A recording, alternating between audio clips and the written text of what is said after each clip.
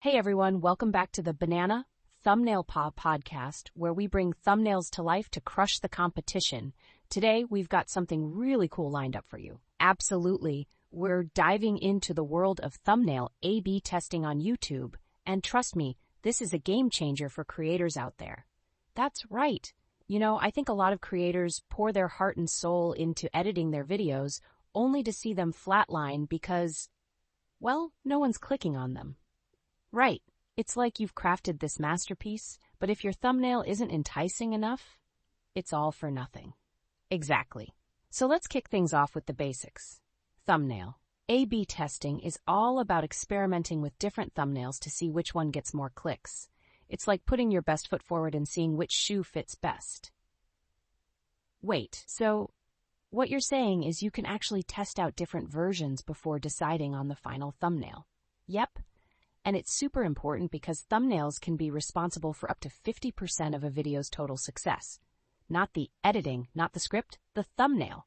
Wow, that's a staggering statistic.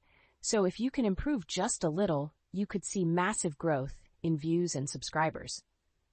Exactly. And that's why we need to focus on the data rather than just guessing what works.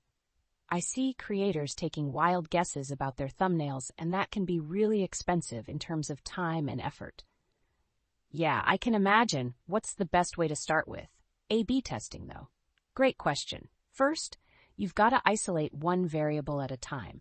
If you change your text, background, and facial expression all at once, you won't know what caused a change in click-through rates. Makes sense.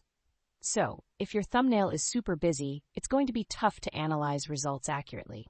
Exactly. And to add to that, there are some great tools out there that can simplify the process.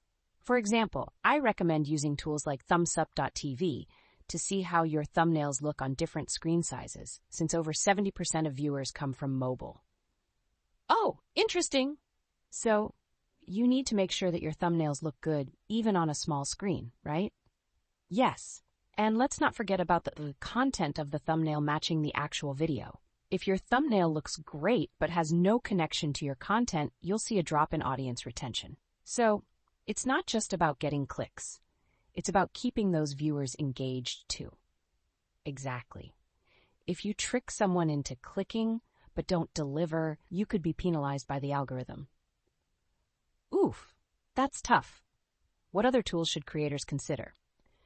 Well, I've tried a bunch, but tools like TubeBuddy and vidIQ are still solid. Recently, AI thumbnail generators like ThumbMagic are taking the scene by storm. They make production faster and can even predict which thumbnails will perform better. Predicting winners sounds awesome. Have you tried using those tools? Yes, and I've seen users report a plus 50% increase in click-through rates with tools like Control Loop after consistent A/B testing. That's massive. Wow, that's some serious improvement. What about common mistakes creators make with thumbnails? One major mistake is overpromising with clickbait thumbnails. You might get clicks, but if your video doesn't deliver, viewers will leave, which messes with your retention rates. So, it's better to be genuine and set the right expectations, right? Exactly. And another mistake is letting your ego get in the way. Sometimes, a simpler design can outperform a fancy one just because it resonates better with the audience. That's such a good point. It's really about listening to your viewers instead of sticking to what you think is best. Yes. And let's not forget about thumbnail psychology. People decide to click based on feelings triggered by the thumbnail, not just how pretty it looks. So, emotions play a huge role here.